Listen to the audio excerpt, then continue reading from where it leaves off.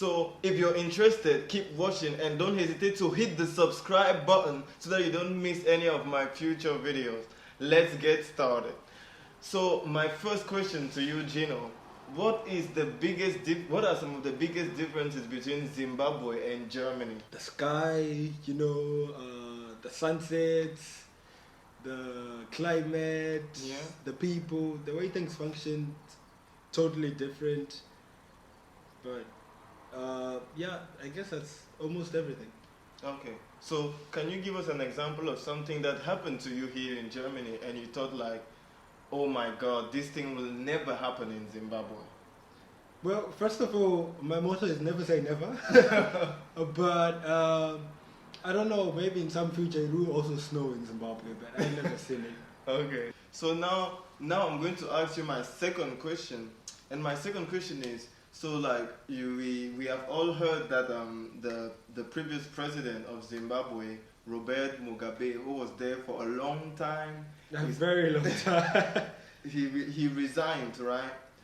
Oh, did he resign? Okay, so I think they technically forced him, but he was technically forced to resign. You may continue, but I continue, yeah. Okay, and then now, and I heard that like the person that came after him, like the economy is still not better, and it is actually even worse than when the ancient president was there. Is that true? And why would that be if it is true?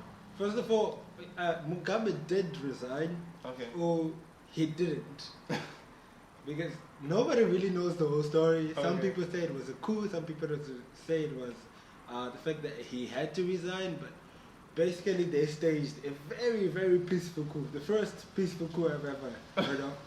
But a couple of years, I think about a year later down the line, after having a new president, Mugabe died. That was just a couple of weeks ago. It's tragic because outside of being a tyrant, he was also a great man. Yeah. But his predecessor is not really wow. Okay, these people have great vision, I think, but if you can't execute the vision properly, you won't get anything running. Otherwise, the situation right now, it's a little bit above worse. Yeah. I mean, it's bad. Hell no. No. My face is ugly, but it's uglier than me, man. Like, you have no idea.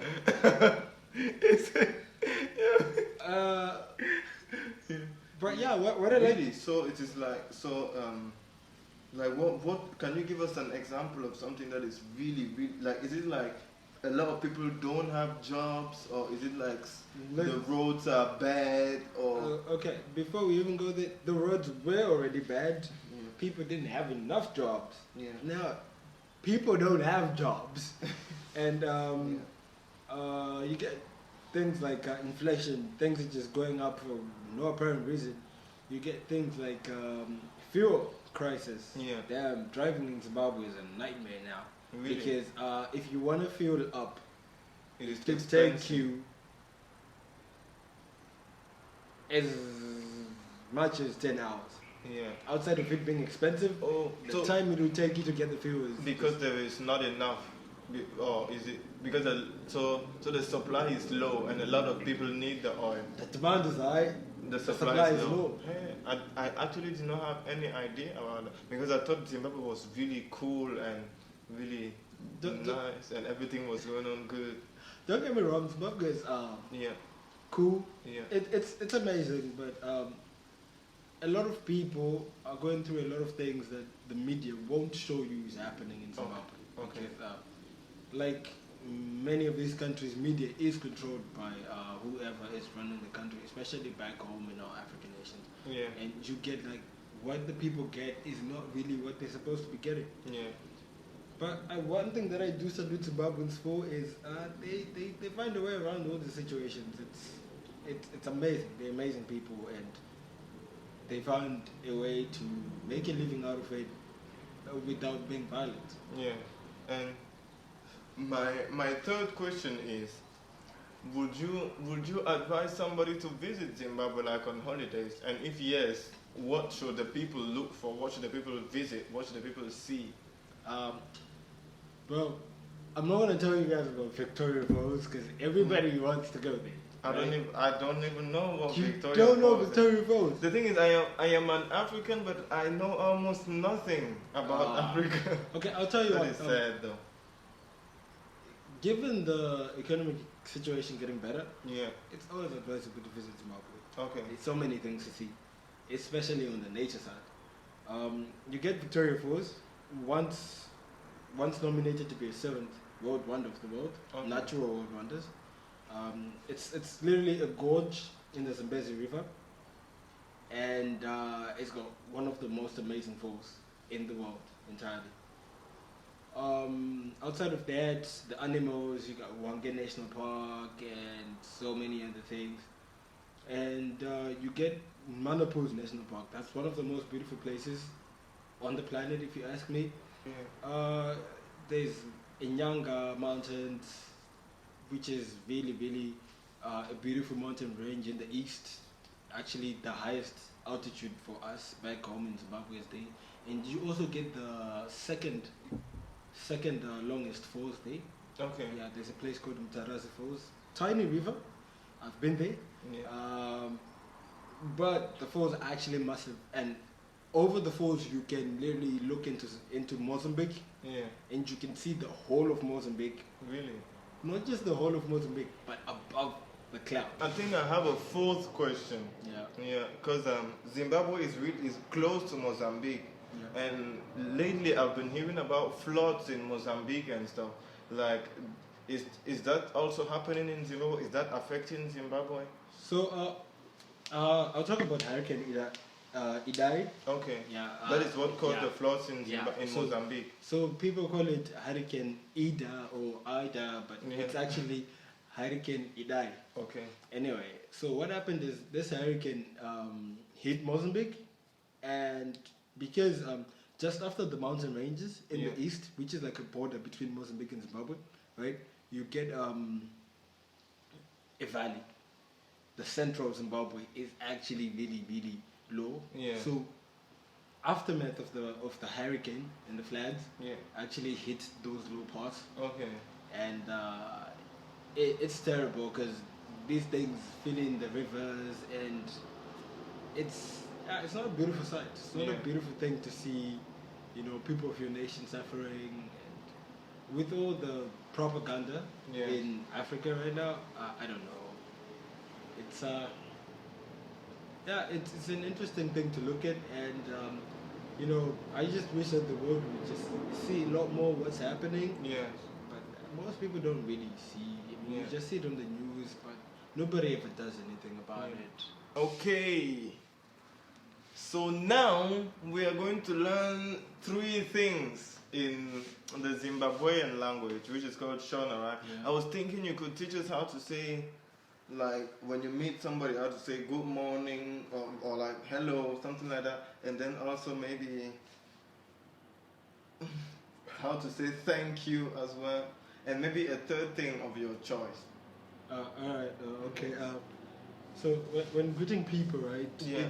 It depends on who you're greeting. Okay. So you do have respective forms of greeting and non-respective forms of greeting, but basically depending with respect to who you're greeting. Okay. If it's in the morning to say good morning, you say mangwanani. Mangwanani. Yeah. Mangwanani. Thank you. There's so many words for it. Maybe just one that can be used all the time. Maybe not all the time, but the most. The one that you say the most. Yeah. Maitabasa. Maitabasa. Or with a different prefix, Waitabasa. Okay. That's the one that we say the most. Maitabasa. Okay. Yeah. So good morning, Mangwanani. Yeah. Thank you, Maitabasa. Maitabasa. Maitabasa. Exactly. Maitabasa. Yeah. Okay. And So- then you can choose now something that you would like to teach. Yeah, there's so many things I can Yeah. teach, but basically Something that like I don't even know. something that is like typical, like when people maybe from other countries come, they always say it. Oh, okay. Like for example, in French, people are always like croissant, baguette, and I'm always like, okay. Okay. Okay. Shona people. So. What's most common with us is we will talk in our own language when we just get together. Okay. So one of the things that we do is before we eat, especially if you're sitting down with family, before you eat, you just say "Pam soroi." Pam soroi. Yeah, exactly. So, okay. So maybe we can remember 3 things. So good morning, which is mangwanani. Exactly. Then thank you, which is maitebase. Yeah, maitebasa. Maitebasa. And then and then the third one is before eating you just say pam soroi. Exactly. Okay. So that is good. So basically what you've just learned, these 3 things that you just said, they're all formal. Okay. Formal things. The all formal things. Yeah. but formal is good because formal is good, even if you use formal with your friends, you don't offend them. Exactly. But if you use informal with somebody that you're not supposed to use informal with, you offend them.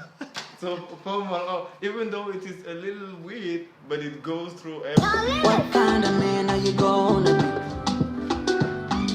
A man who's lost his culture and his ways. A man who's given up all he was meant to be, just to make the world around him feel important. Simba mukaka usarunga mwana, cheukira nzira ya wafamba utakuona kachana. It's gonna be a long way, still I gotta make it someday. Talk about change, do it from nothing to something. I'm headed to the top, just to make